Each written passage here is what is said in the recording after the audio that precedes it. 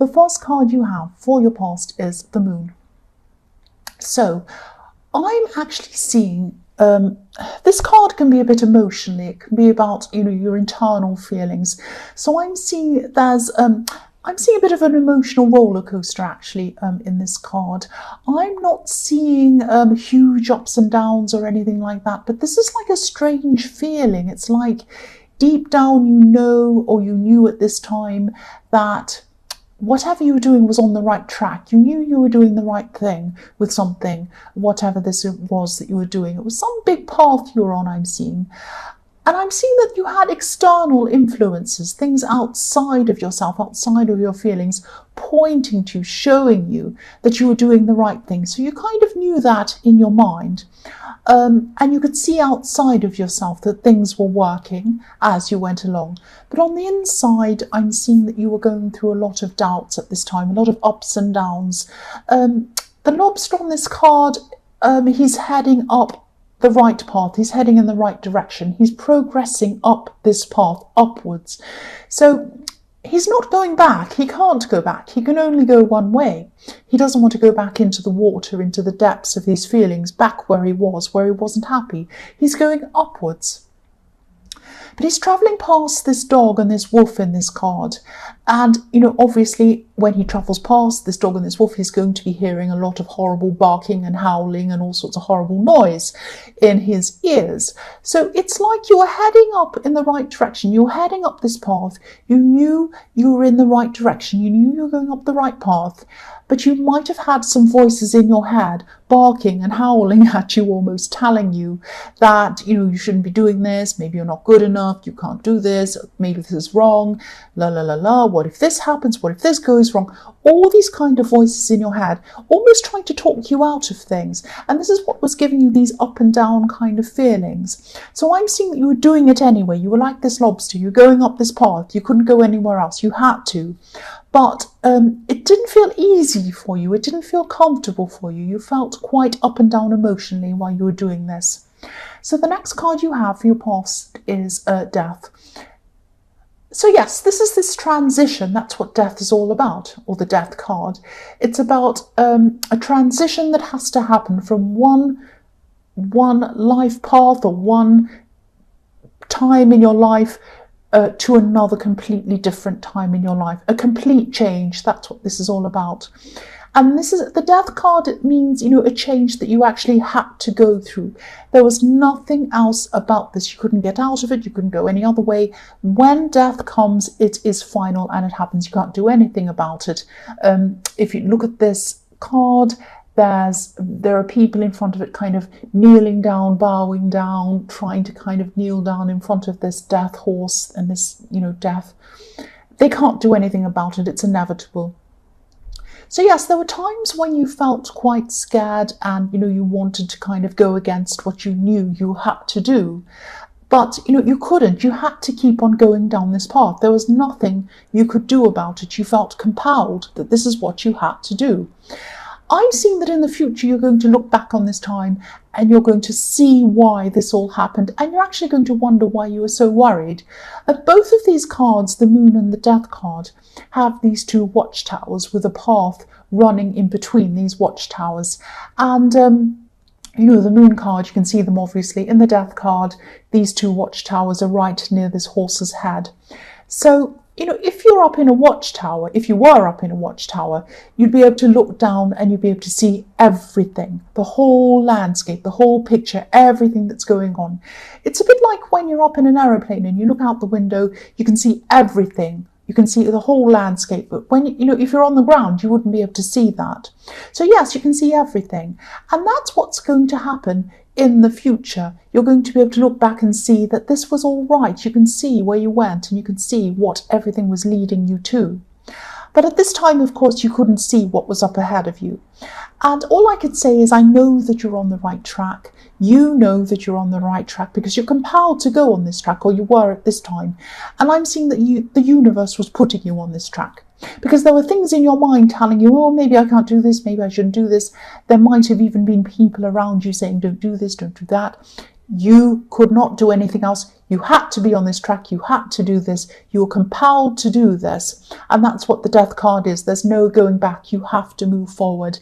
And you'll realize this in time when you look back. You'll see that all of these things were leading to the right thing, which is going to happen to you eventually. So the last card you have for your past is the 10 of Wands. What I'm seeing here is obviously this card is about pressure, about burdens. I'm seeing a lot of pressure coming from people surrounding you. And a lot of these people were actually well-meaning. They meant the best for you, but they didn't quite understand you properly. I'm seeing two specific people. Now, I'm seeing they wanted what's best for you. They cared for you. They still do care about you. They didn't quite... they didn't quite understand what was going on with you properly. Not just physically, not what you were doing physically in the physical world, but mentally and spiritually. They didn't quite understand you. They didn't understand these changes that you were going through, and they didn't understand a lot of motivations behind what you were doing and a lot of things about you generally.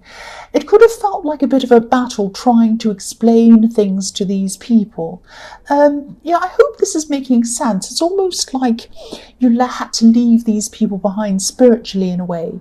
And you probably just had to let go of the explaining. Maybe you had to explain this to them. I feel like this for this reason. I'm doing this for this reason. I want to do this. This is how I'm feeling. This is what... And you had to keep explaining and re-explaining. But, there was really no point in explaining because I don't think these people really understood, and I don't think they ever will, really.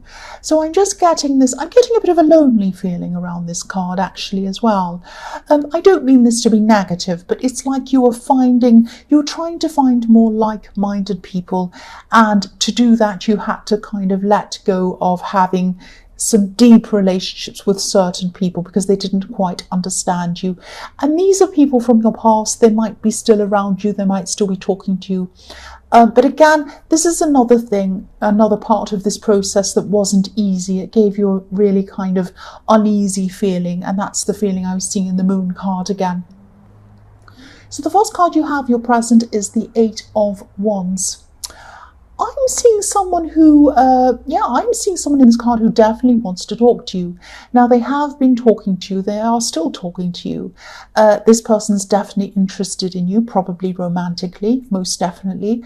They might be being a bit subtle for you, too subtle for Aries. Aries probably needs someone to kind of bash them in the head with the information sometimes.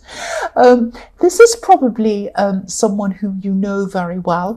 This is someone who you're already talking to. They're already talking to you, or they've spoken to you a lot in your past.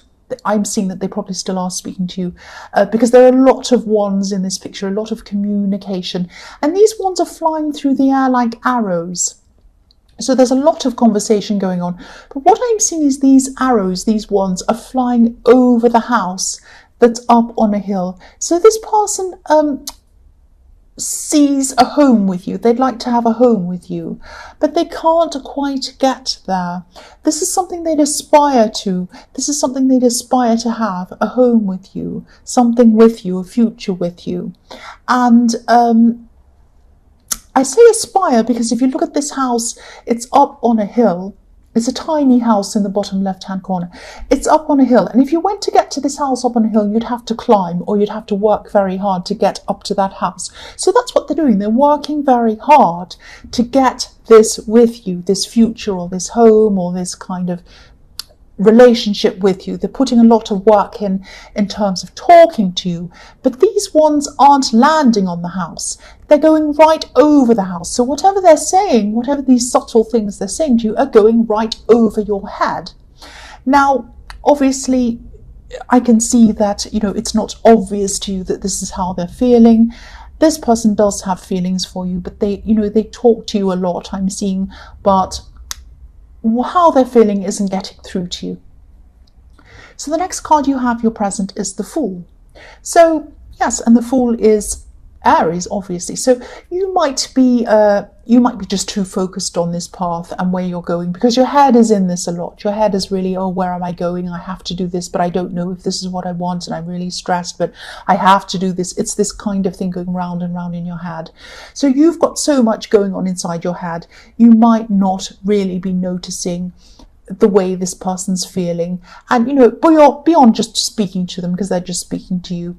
And yes, you're in the middle of a huge journey. That's what I'm seeing, a huge change in your life. There are a lot of things that are going to kind of be going on around you that you might not even be noticing. And even though you're moving forward, it's kind of, you're not focused on whatever's going on around you. You're focusing on that moving forward and getting to where you want to go. I'm seeing that, yes, even though you're on the right path, this journey is actually opening up some old memories for you and some old feelings for you as well. So even though you're pushing forward, you're looking back in your thoughts and your feelings some of the time as well. And this happens quite often when people move on from an old life into a new life, or an old thought process or philosophy into a new one.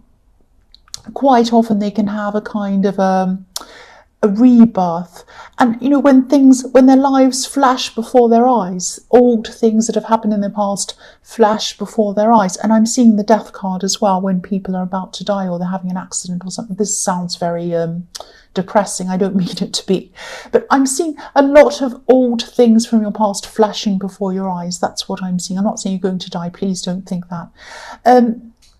Yes, not many people go through these kind of big changes. You're one of the people who are going through this big change. And I feel as if I need to keep on telling you this. Try not to let this stress you. This is a process, and you need to go through this process. You're on the right path, and you're coming to the right thing. At the end of this, you will find out that you have been on the right path. This is the right way for you to go. That's what I'm seeing. So the last card you have, your present, is the 8 of Swords. So yes, this is this person who is very interested in you, who's talking to you. They might be feeling a bit, or more than a bit, frustrated actually. I'm seeing they already have feelings for you, so they can't go back to feeling nothing. They can't go backwards. That's impossible. They already have these feelings for you. They can't go backwards. They also feel like they can't move forward with you either, so they're kind of stuck in the middle. It's like they're feeling as if they're not quite getting anywhere with you. They talk to you a lot, and whoever this is, I keep on seeing, they keep talking to you, but they feel as if they can't come and just tell you how they feel. They can't come out and tell you for some reason. They can't see how they're going to be able to do that, because this woman's blindfolded. She can't see how she's going to get herself out of this situation. They might be afraid of rejection. They might be afraid of what you're going to say to them. I don't know why, but they have some idea that they can't just come out and say. That's what I'm seeing. So the first card you have for your future is the Hermit. So you're definitely still going to be on this path. This is going to be the right path for you. And yes, you have a lot of physical goals that you're trying to achieve. You're trying to get somewhere in your career. You're trying to get somewhere in wherever you're going. But, the universe also has other goals for you on top of this that you can't see. I'm seeing the universe has spiritual goals for you. So you're going to be growing spiritually without even meaning to. This is just going to happen to you. Now, when you have this spiritual growth, it's going to be a time of slowing down for you. It can be very, very hard for Aries to slow down and listen to what the universe is telling it. Aries, I'm like that as well. I want to kind of rush ahead, move ahead, get things done, do all these things, be determined. But there are going to be times where the universe is going to say to you, slow down and stop and listen to yourself, just contemplate things. Now, these are going to be times where you're going to be feeling very tired. There are times where you're going to be like, I just feel so tired. I can't do anything. Maybe I have a headache and I can't get up and go. I just have to lie down. That's all I can do. I can't do anything else. So that's when you're going to have to contemplate. This is the universe telling you, this is time to rest. This is time to catch up in your mind, in your head, and this is when you're going to have these thoughts that are going to help you spiritually. That's what I'm seeing. It's going to happen to you whether you want it or not. That's what I'm seeing. Now, yes, you're going to be forced to slow down at times. That's what I'm seeing. Also at these times, I'm seeing again, which is what I was seeing in the Fool card, you're going to be forced to confront a lot of old feelings that you've had. It's not going to be fun to go through this, but it's important that you do go through this so you can grow and move upwards. The man in this card, the hermit in this card, he's walking along a cliff or along a mountain alone, just like the Fool, except now he's wiser. So you've been through the process of the Fool and now you're the hermit. So it's the Fool who's older, who's learnt a lot from his mistakes. That's who you're going to be at this time. You're going to be working through these memories. You're going to be working through all of these internal feelings for a reason. Now, again, this is going to be painful at times. You wouldn't be able to grow if there wasn't any pain, and you probably don't want to hear that when you're going through it, but that's what I'm seeing. So yeah, I'm just explaining what's happening. Aries are impatient. They don't like to slow down, but this is what you're going to be forced to do. Yes, that's what I'm seeing in the Hermit. So the next card you have for your future is the Page of Pentacles. I'm seeing this as a relationship, not a love relationship. This is probably a friendship. This is a practical relationship that you have with someone. So by a practical relationship, I don't mean you're with someone for their money or anything like that, or to use someone. What I mean by that is there's a friendship where this person helps you out practically, maybe in your career, maybe in other areas, and you help them as well. So it's like a mutual help. Practical help in this friendship. I'm seeing they help you in practical areas, on higher levels, on career, things like that. They give you really good ideas.